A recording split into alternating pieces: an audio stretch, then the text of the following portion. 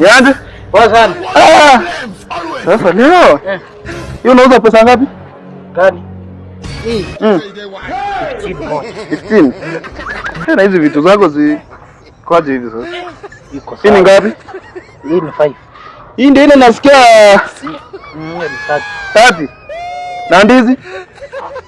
Ndizi ni ngapi? Aya. Na maembe? Unauza ngapi? Si uongee.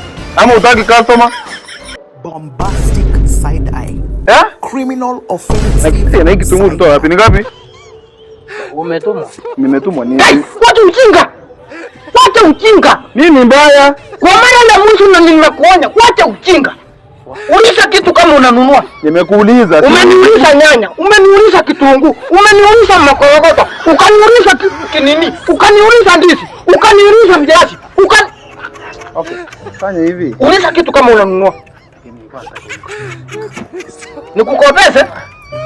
Nitakuingiza vitoro kwa mapua. Potea. Nataka unikopeshe sasa kayo.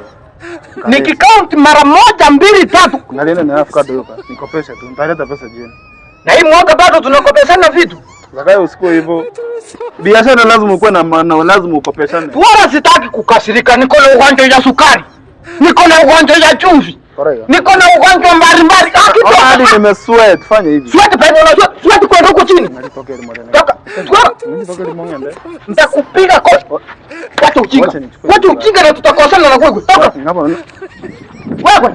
Niko na magonjwa mingi. Usinipandishe sukari, unipandishe mpaka sukari. Unipandishe mpaka chumvi. Na hii mwaka tunakopeshana.